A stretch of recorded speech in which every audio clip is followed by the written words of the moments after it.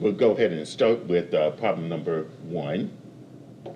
And it is just solving a linear equation.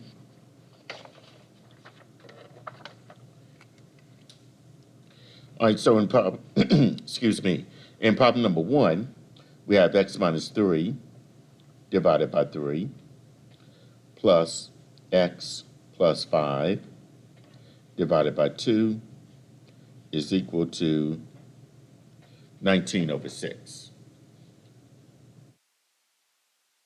And here we want to solve this equation for x. All right, in this case here, we need a least common denominator of 3, 2, and 6, which is 6. So that means I'm going to multiply each and every term in this equation by 6.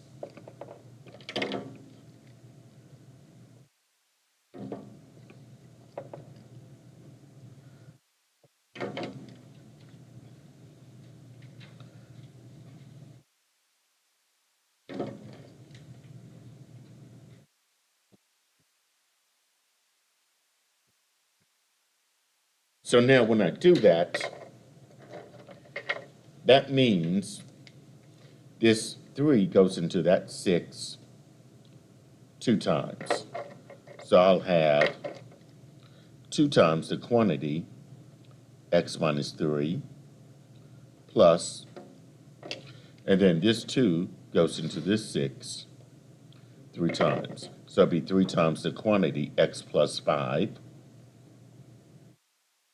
It's equal to 6 goes into itself 1 time, but then we got 19. So we got 2 times the quantity x minus 3 plus 3 times the quantity x plus 5 is equal to 19. And then we use remove the parentheses using the distributive property and combine like terms. So when I distribute the 2 over the x minus 3, I would get 2x minus 6 plus 3x plus 15. When I distribute that 3 over the x plus 5, then that's equal to 19. And then what's 2x plus 3x when we combine like terms? 5x. And then negative 6 plus 15 would be, that'd be plus 9, and that'd be equal to 19. And then to get 5x by itself, I need to subtract 9 on both sides. So that means 5x is equal to 10. And divide both sides by 5, you're going to get x is equal to 2. Now, all I said there in the problem was just to solve the equation. Now, if you want to do the check, you can. You have that option. So x equals 2 is the solution to that linear equation. All right, are there any questions about problem number 1?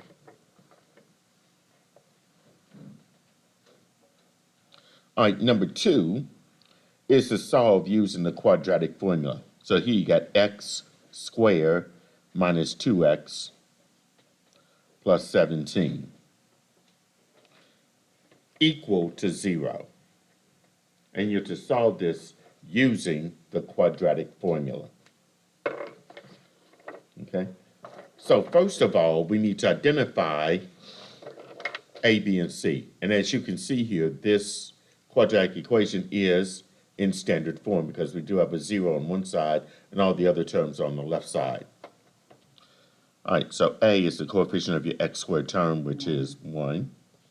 B is the coefficient of x, and C is 17. And of course, the quadratic formula is this: x equal negative b plus or minus the square root of b squared minus 4ac, all divided by 2a.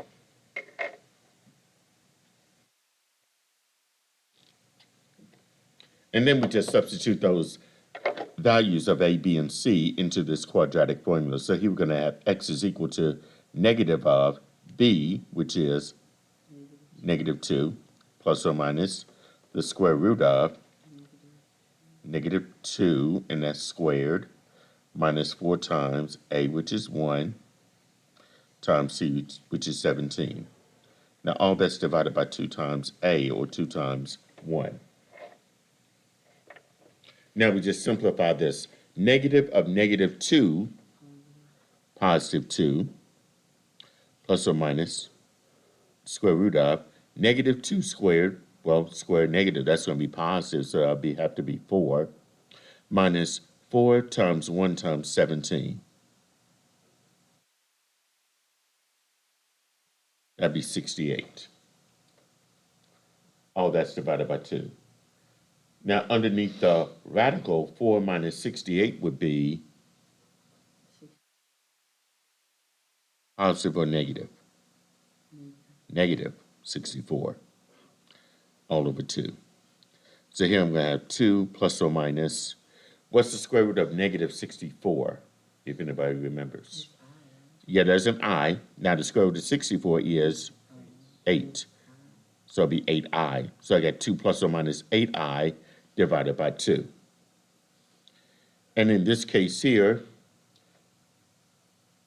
I can do 2 divided by 2, which is 1, and then plus or minus 8i divided by 2, 4i. And you can leave it like this as your final answer. So x will be equal to 1 plus or minus 4i, and that means x could be 1 plus 4i and 1 minus 4i. Questions on problem number 2.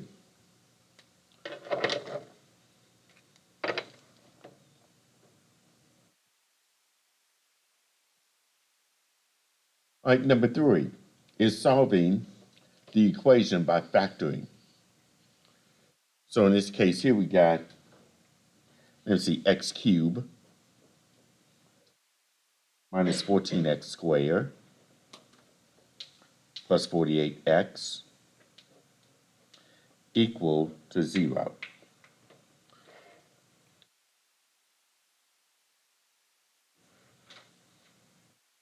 All right, so now, here we're going to solve this equation by factoring. So the first thing we need to do is find a common factor that's in x cubed, x squared, 14x squared, and 48x. What would that common factor be? Just x. So I know I can factor out the x. So to get what's inside the parentheses, I'm going to do x cubed divided by x. That's x squared minus 14x squared divided by x. 14x plus 48x divided by x. 48. Okay, and that's equal to 0. All right, so the x squared minus 14x plus 48, I can factor this into 2 binomials here.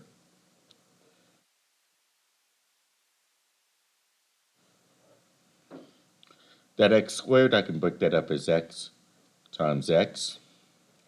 What factors of 48 would give me negative 14x as a middle term?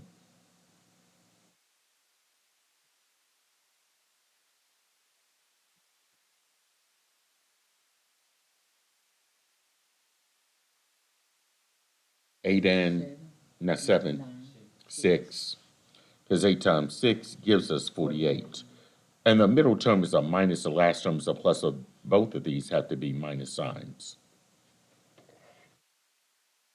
So we had x times x minus 8 times x minus 6 equal to 0. And then we set each factor to be equal to 0 and solve for x. So this means x is equal to 0, x minus 8 is equal to 0, and x minus 6 is equal to 0. And for each equation, we will solve for x. So here, x equals 0 is solve for x. For the x minus 8 equal to 0, x will have to be, and then for x minus 6 equals 0, x will have to be equal to 6. So my zeros, or the 3 solutions to this polynomial equation, would be 0, 8, and 6.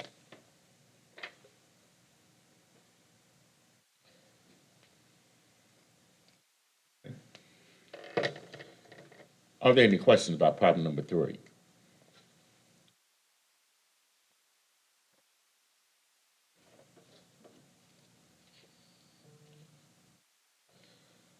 All right, problem number 4 is a radical equation, which is the square root of 5x plus 14 equals x. Square root of 5x plus 14 is equal to x. And here I want to solve this. Now, this is the one you're going to have to check your proposed solution. Okay? So, in the directions on the exam, you'll be told to check your proposed solutions here. All right, so here we've got a radical equation. We have a square root. So the opposite of taking the square root will have to be to square both sides. Because to square both sides, that will help us eliminate the square root. And you'll be left with what's underneath it. So this will be 5x plus 14. And that's equal to square that x, you're going to get x squared. So now you have a quadratic equation. Now we got to write this in a way so that a 0 is on one side and all the terms on the other side. So I'm going to move the 5x plus 14 to the opposite side. So here I'm going to subtract 5x on both sides. And since I have a plus 14, I will subtract 14 on both sides. That means I'm at a 0 here. I have a 0 here.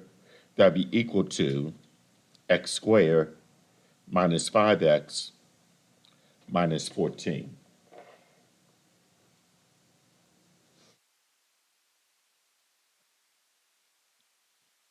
Now we can factor x squared minus 5x minus 14 into two binomials here. So I have an x and an x. I need factors of a negative 14 that would give me negative 5x as a middle term. 7 and 2 would work, but which one would have to be minus? The bigger number, which is going to be 7, and the 2 would have to be plus. So I have x minus 7 times x plus 2 equal to 0. And then we solve, well, set each factor equal to 0 and solve for x. So this means x minus 7 is equal to 0, or x plus 2 is equal to 0. So here we'll solve for x. So for the x minus 7 equaling to 0, if I add 7, x must be equal to 7. Or for the x plus 2 is equal to 0, x will be equal to negative 2. Now, we have to find out which one is the actual solution to that radical equation, because the highest exponent there is a 1, meaning that there only can be one solution. So here's where we do the check. Taking the original equation, I'll start with x equals 7 and substitute the x with 7 in the original equation. Okay. Now when I simplify what's underneath that radical, 5 times 7 would be 35. And then 35 plus 14 is 49, and the square root of 49, 7. So we know that's a true statement. So more than likely, x equals 7 will be the solution to that radical equation. But to verify that x equals 2 is not,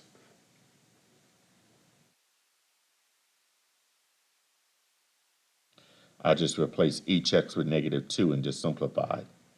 5 times a negative 2 would be 10. 10 plus 14 would be negative 10. Negative 10 plus 14 would be 4. And the square root of 4 is 2. You'll see that 2 is not equal to negative 2. That's the extraneous solution. So we cross out x equal negative 2 and say that x equals 7 is the solution to that radical equation. Okay. Any questions on problem number 4?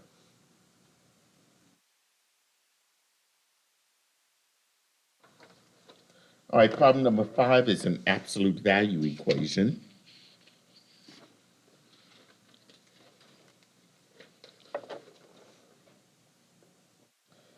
then problem number 5, we got 3 times the absolute value of 2x minus 5. 4 equals 25. And here we're going to solve this absolute value equation. All right, in this case here, we need to get the absolute value symbol by itself before we start writing our two equations. So let's get rid of the plus 4 by subtracting 4 on both sides. So I'm going to bring down the 3, absolute value of 2x minus 5, equaling to 25 minus 4, which is 21. And then get rid of the 3 that's in front of the absolute value. We divide by 3. So I'm going to bring down absolute value of 2x minus 5 is equal to 7. And now we can go ahead, since the absolute value is by itself, we can go ahead and write our two equations. Okay? Absolute value of 2x minus 5 equal to 7 means this, that 2x minus 5 equals 7, or 2x minus 5 is equal to negative 7. And then for each equation, we'll solve for x. So for the 2x minus 5 is equal to 7. If I add 5, that would mean 2x is equal to 12. Divide both sides by 2, x is equal to 6. Or, for the 2x minus 5 is equal to negative 7. If I add 5 to both sides, that means 2x is equal to, this term, negative 2. Divide both sides by 2 would be x is equal to negative 1. So those are my two solutions to this absolute value equation. X equals 6 or x is equal to negative 1.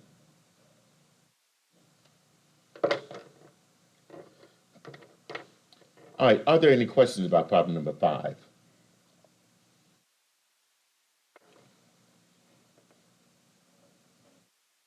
All right, number 6 is solving the inequality. And of course, we have 7 times the quantity x minus 8. Then plus 3 on the outside of the parentheses is less than 6 times the quantity x minus 5 plus 3x on the outside.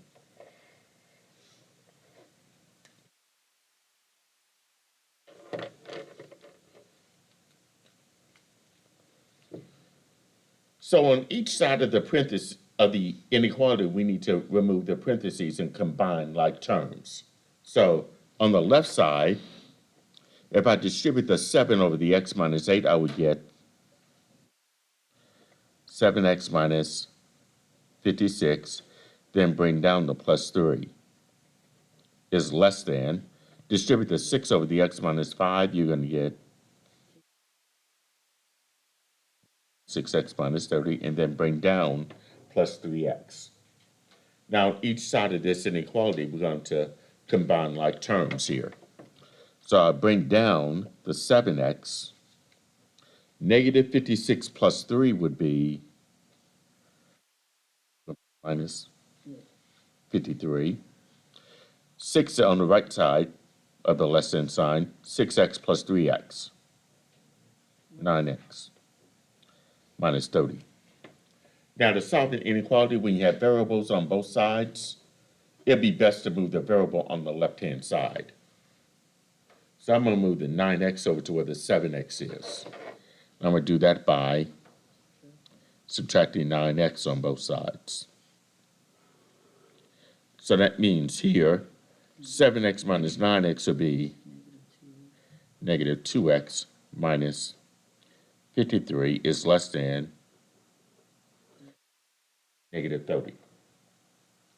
And then to get negative 2x by itself, I'll need to add 53 on both sides. So it'll be negative 2x is less than 23, yeah.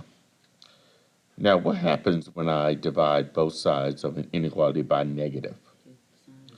This switches from less than to greater than. And I will leave this as an improper fraction of negative 23 over 2. So x is greater than negative 23 over 2 would be the solution to that inequality.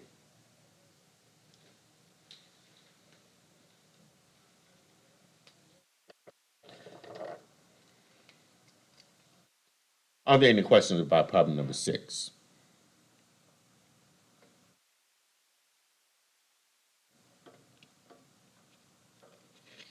All right, number 7. Here we have an absolute value inequality this time. Here we've got the absolute value of 2x plus 13 is greater than 7. Absolute value of 2x plus 13 is greater than 7.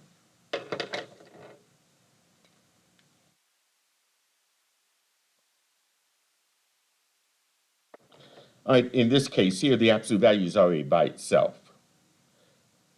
And notice this inequality symbol will tell us how to write our inequality for an absolute value. Here we got greater than, so that means I need to write this as two separate inequalities. Okay? Okay, that first inequality will be this. 2x plus 13 is greater than 7. The second one would be 2x plus 13. It'd be negative 7, but we need to switch it from greater than to less than. Okay. Now, had that inequality start up with less than, then you have to write as a compound inequality.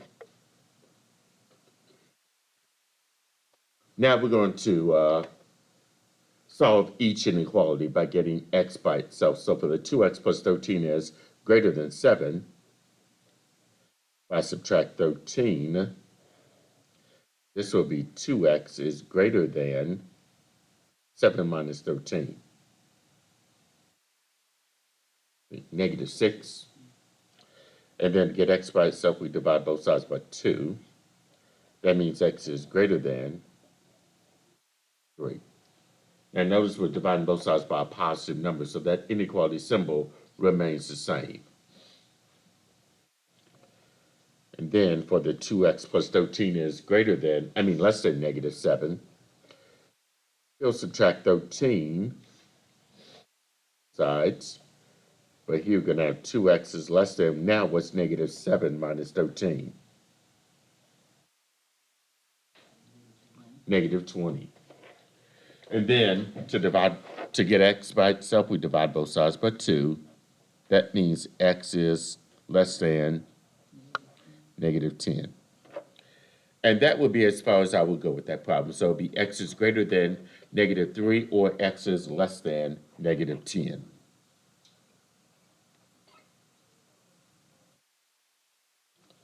Are there any questions about problem number 7?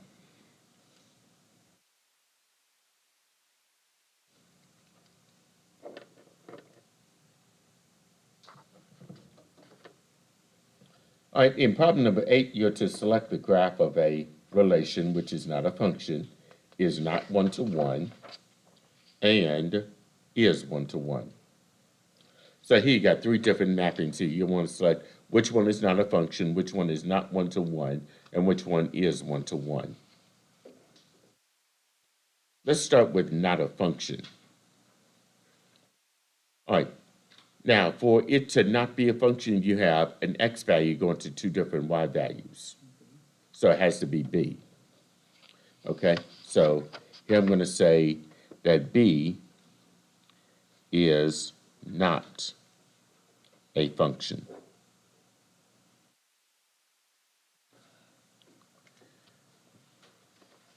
All right, and we need to find the one that is not one-to-one. So we gotten rid of b, so it's either a or c. It's c, because notice here, you got 2 different values of x going to the same y value. Negative 4 is going to 3, and negative 1 is also going to 3. So here, mapping C, 1-to-1. that would mean that A is 1 to 1.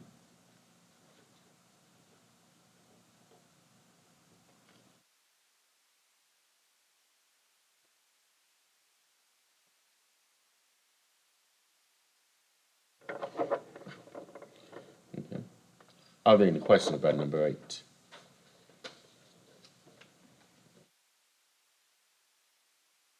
All right, number 9 is a piecewise function.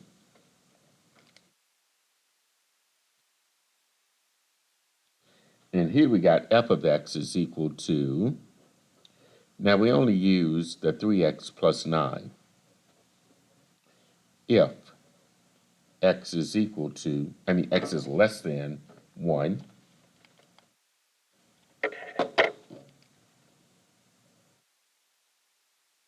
is x squared plus 1 if x is greater than or equal to 1. And this is just for x is equal to 5.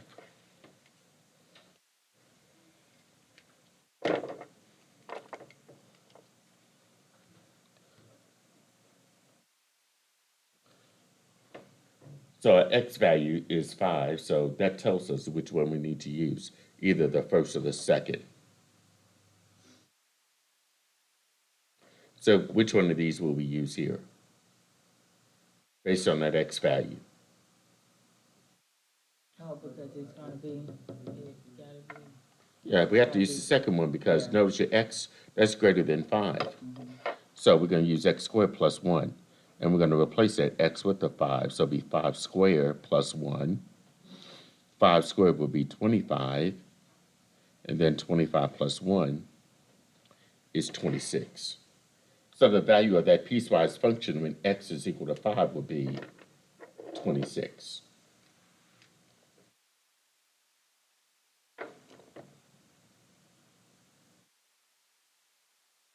Okay, questions on number 9.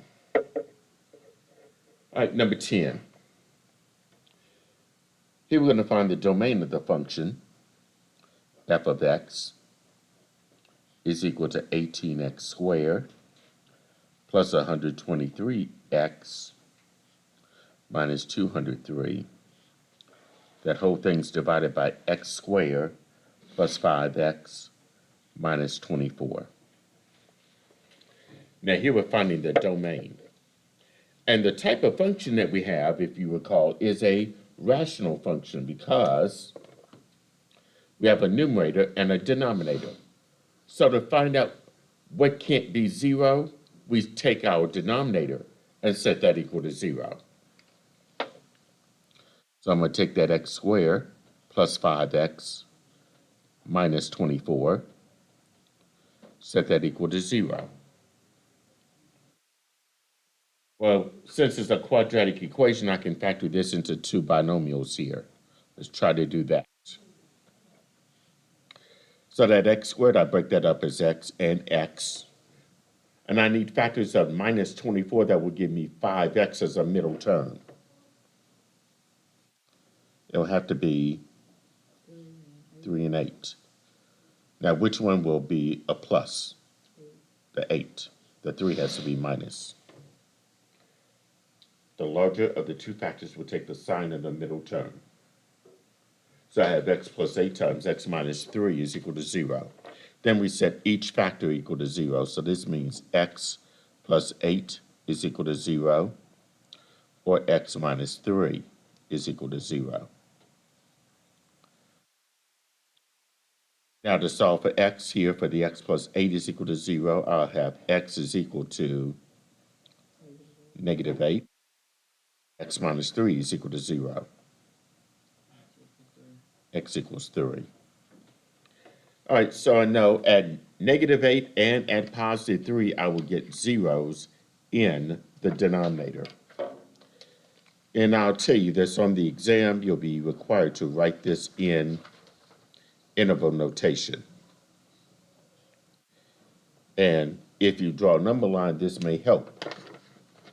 So we know at negative 8 and at positive 3, we're going to get zeros there. Any x value less than -8 would work. Any x value in between -8 and 3 would work. And any x value greater than 3 would work. So the interval notation for this domain would be, going from left to right, it would be -infinity up to 8, or 8 to 3, 3 onto infinity. All right, so that's the domain of that rational function, written in interval notation.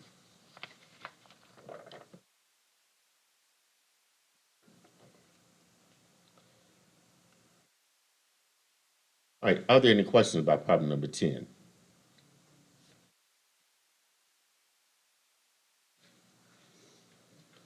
All right, number 11.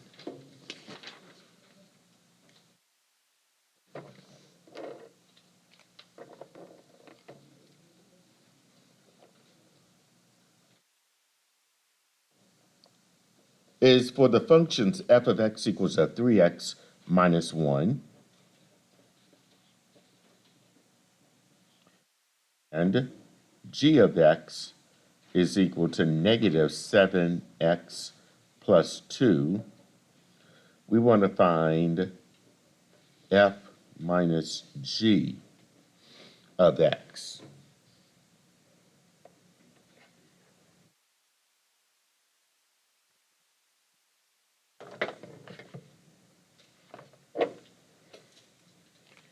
So f minus g of x means this. We're subtracting the two functions, f of x minus g of x. That's what that means. And here your f of x is the 3x minus 1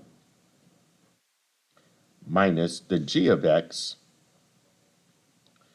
Notice I'm putting -7x plus 2 in parentheses because I'm subtracting the entire f of x function from, the entire g of x function is being subtracted from f of x.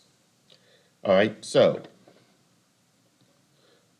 if I do 3x minus 1, that minus sign makes -7x, positive 7x. The minus sign makes it plus 2, minus 2. All right, so 3x plus 7x when we combine like terms here. 3x plus 7x, that's 10x. Minus 1 and a minus 2 would be minus 3. So f minus g of x would be 10x minus 3.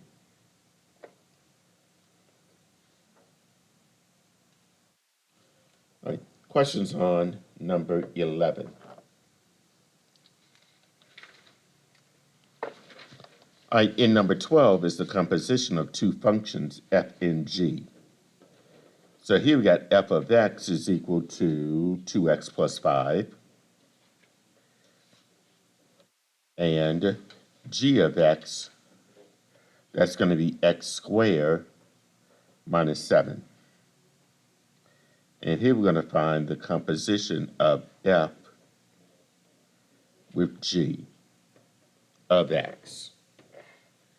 The composition of f with g of x.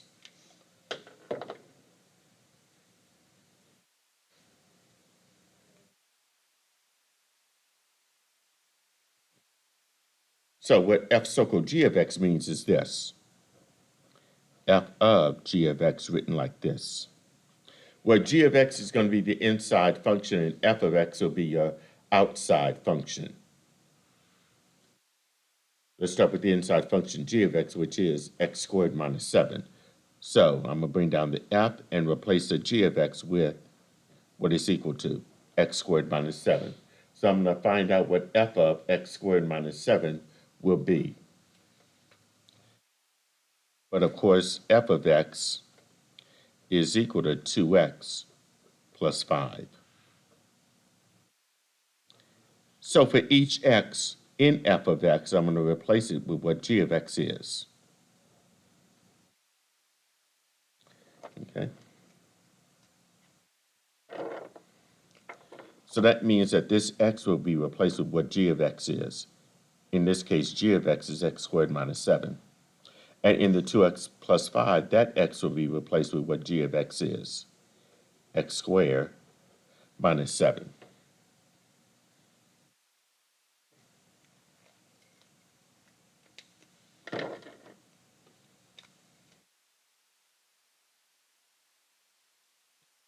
All right, so now I'm going to simplify the right-hand side.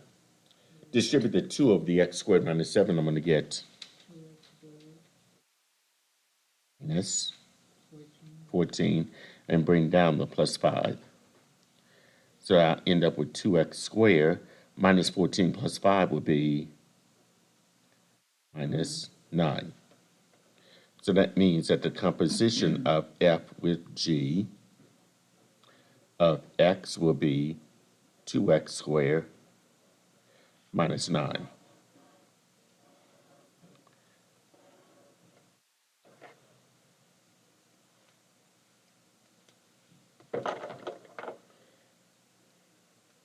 All right.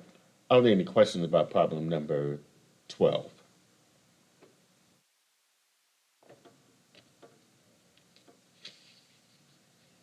All right, number 13.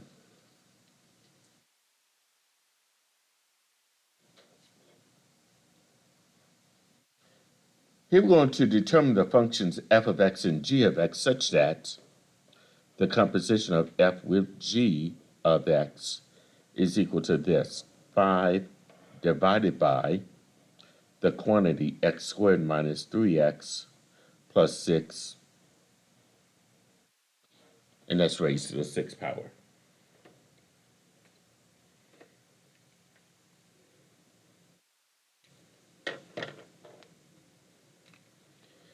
Now, keep in mind your inside function is going to be g of x.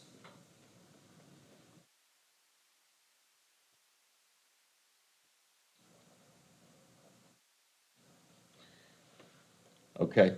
So we replace the x in f of x with what g of x is. So here, this inside function, I'm going to let what's inside the parentheses be the inside function, which is in this case going to be g of x. That x squared minus 3x plus 6, that would be your g of x.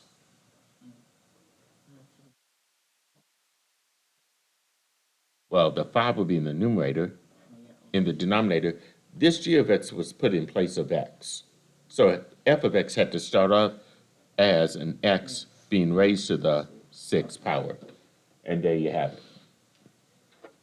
That's what f of x and g of x are. F of x is 5 divided by x minus 6. G of x would be x squared minus 3x plus 6.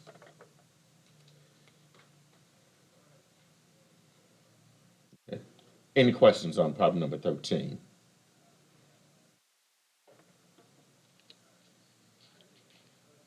Okay. All right, number 14.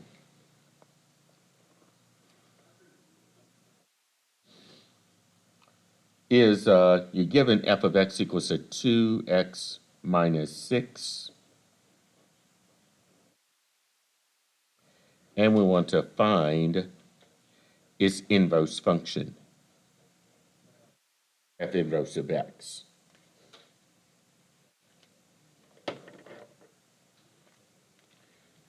So to do that, first of all, we start by replacing the f of x with y.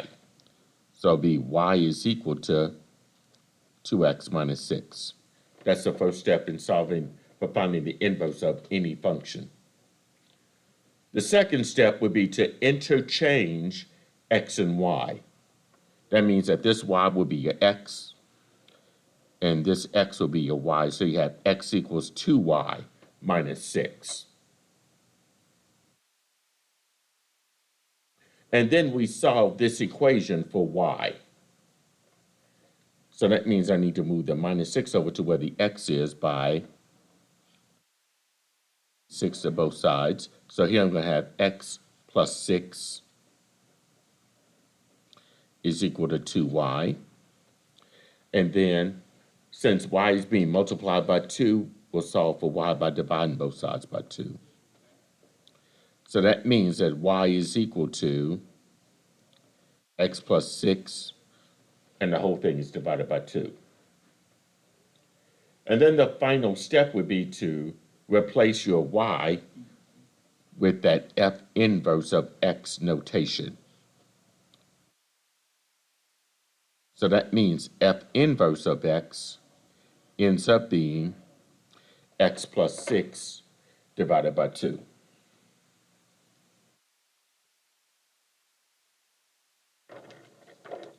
Okay. Questions about problem number 14?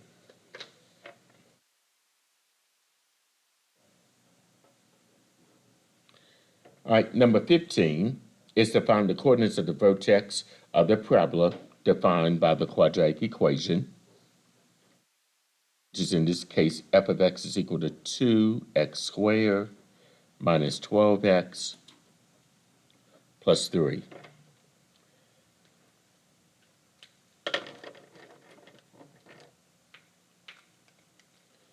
Now, the way we're going to have to find the vertex of this parabola would be, since it's in general form, we're going to have to use x equal negative b over 2a to find the x coordinate of the vertex. And in this case right here, your a is the coefficient of your x squared term. That's 2. And the b is the coefficient of your x term, negative. So we're going to substitute the a and the b into that x equal negative b over 2a. So bring over the negative, replace the b, so I have negative of negative 12 divided by 2 times a, which is 2. And then simplify. Negative of negative 12 will be 12 over 2 times 2, which will be 4. 12 divided by 4 is 3. So the x coordinate of that vertex will be 3.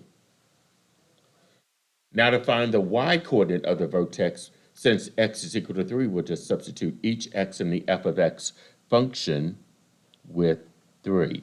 So the f of 3 is equal to 2 times x, which is 3, and that's squared, minus 12 times, again, x, which is 3, plus 3. And then we just simplify here. 3 squared will be 9, so I have 2 times 9 minus 12 times 3, which is 36, plus 3. And of course, 2 times 9 is 18, so I have 18 minus 36, plus 3. Let's see, 18 minus 36, that's negative 18. Negative 18 plus 3 would be negative 15. So that means that the y-coordinate of that vertex will be negative 15. So, as an ordered pair, the vertex of this would be 3, negative 15. 3, negative 15.